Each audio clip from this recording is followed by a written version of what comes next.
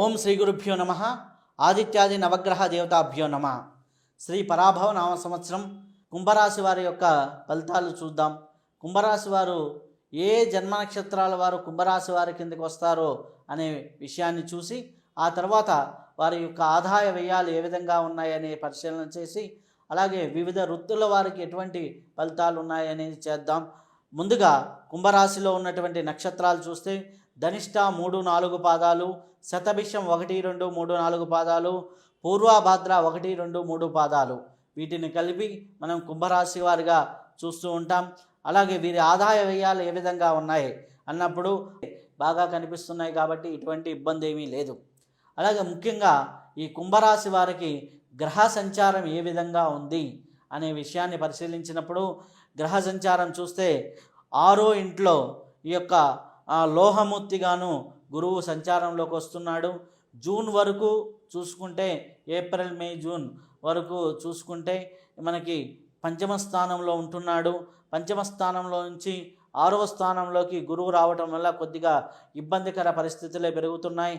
అలాగే 2వ ఇంట్లో శని ఉన్నాడు కాబట్టి ఏలినాటి శని ప్రభావంలో చివరి భాగంలో మీరు ఉన్నారు. వచ్చే సంవత్సరం ఏప్రిల్ వరకు ఏలినాటి శని ప్రభావం ఉంటుంది కాబట్టి శని దోషం కూడా బాగానే ఉంది. అలాగే ఈ యొక్క రాహు కేతువులను చూసుకున్నట్లయితే రాహు లగ్నంలో అంటే రాశి యందు కుంభరాశి యందు 7వ స్థానం నందు కేతు ఉన్నాడు కాబట్టి రాహు కేతువుల వల్ల కొద్దిగా ఇబ్బంది ఉంటుంది. సంవత్సరాంతం సామాజిక పరిస్థితులు ఏ విధంగా ఉన్నాయి అని చూసినప్పుడు గురు శని స్థానాల వల్ల కుటుంబంలో కొద్దిగా స్థిరత్వం అనేది కొద్దిగా తక్కువగా కనిపిస్తూ ఉంటుంది. కొద్దిగా పనులు కొద్దిగా నిదానంగా అవుతాయి.